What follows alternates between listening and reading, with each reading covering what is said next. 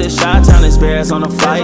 Let me go tune in to KIEQ on the mic. He gon' make sure we get our news and highlights. When you get on YouTube, you better hit the likes. The Chicago Bears may be looking to add help at this key position. Hey, what's going on, Bears fans? Thank you so much for joining me for another episode of KIEQ on the Mic, the podcast all about the Chicago Bears.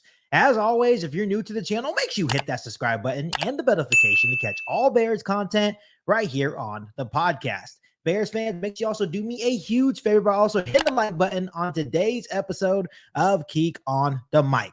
So, Bears fans, it has been a couple of days now since the Bears played in the Hall of Fame game against the Houston Texans. And Bears fans, we saw plenty of really good things on this roster during the Hall of Fame game. The wide receiver depth is looking really strong. Headlined by Colin Johnson's really huge game in the Hall of Fame game. The same with the running back, tight end, and at linebacker. All the depth is strong at those key positions as well. Even the quarterback position looked really good during the Hall of Fame game against the Houston Texans. Honestly, Brett Rippon threw 3 touchdown passes. So that may not be good for Tyson Bagent. I know Tyson Bagent is a proven, I guess, or has experience as a backup in the National Football League. But Rippon may be coming for Bagent's spot on the Chicago Bears roster, right behind Caleb Williams. However, Bears fans, not everything went according to plan for the Chicago Bears during the Hall of Fame game. It was still very much evident that the Bears still have lingering issues with their interior of the offensive line. And according to Jeremy Fowler of ESPN, there is a growing likelihood that Ryan Poles and the Chicago Bears will seek some help along the interior of their offensive line. This is exactly what Jeremy Fowler had to say about the Chicago Bears situation in regard to their offensive line. Check this out. I always come away from a camp thinking differently about some aspect of the team than I did going in. And one of my takeaways from Bears camp is that I'm wondering if they have enough on the lines. The offensive line is still missing guard Nate Davis, who hasn't delivered much at all since the team signed him to a 3-year, $30 million contract in the spring of 2023. And as a result, the Bears have had to shuffle guys around on the interior of this camp. Watch for the team to probe the market a bit if and when a center or guard becomes available as cuts come in. Bears fans, this isn't much of a surprise whatsoever. We all know the issues that we have on the interior of this offensive line, and we have been screaming at Ryan Poles and the Chicago Bears to address this situation for a long time now. These struggles start off by the continued absence of right guard Nate Davis. Just like Jeremy Fowler said, the Bears signed him to a 3-year, $30 million contract last offseason in 2023, and things just have not worked out so far for Nate Davis. Constant injuries, constant missed games, and he has been truly a liability for the Chicago Bears offensive line. And of course, them trying to find stability on the interior offensive line has been a true struggle for Ryan Poles and the Chicago Bears.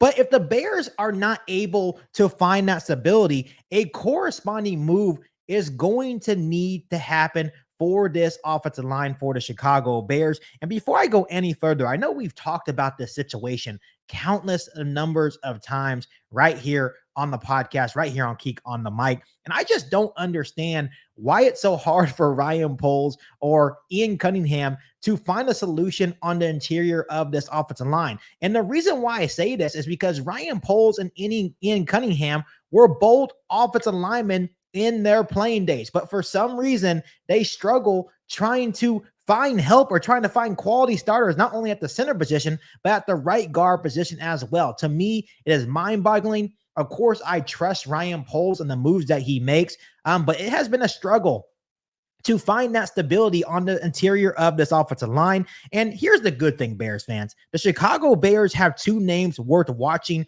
on this roster. Both Bill Murray and Jerome Carvin performed really well in the Hall of Fame game. Neither allowed the pressure on the quarterback during that game. And Matt Eberflus has even singled out Murray as somebody who has looked really good in training camp for the Chicago Bears so far. A little bit more information on both of these guys. Bill Murray is 6'4", 306 pounds, and is 27 years old. He actually converted from a D lineman to an O lineman in 2022 with the New England Patriots. And then Jerome Carvin is 6'3", 308 pounds, and is only 23 years old. And he was on the Bears practice squad in 2023. So these two guys are definitely names that we can watch as training camp progresses for the Chicago Bears. The only thing about both Murray and Carvin is that they lack that experience that you're looking for on this offensive line. And the Bears may be looking for more experience, especially when you have a rookie quarterback throwing the football back there in Caleb Williams.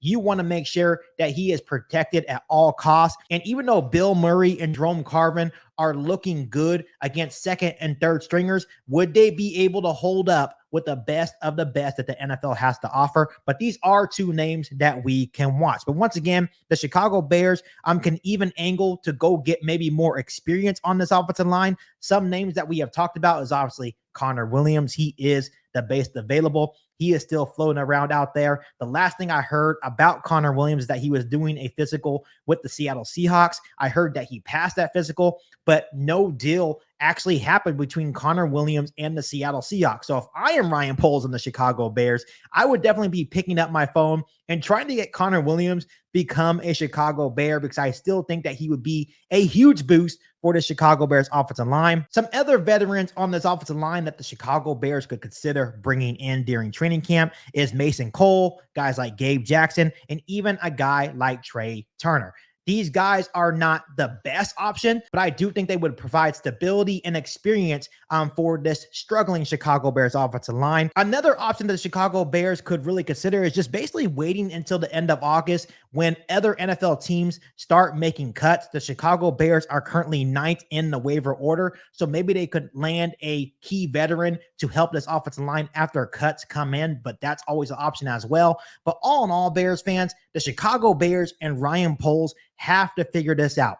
Nate Davis either needs to be available and be healthy and be able to contribute to his offensive line, or maybe someone else like a Jerome Carvin or Bill Murray will step up for the Chicago Bears offensive line.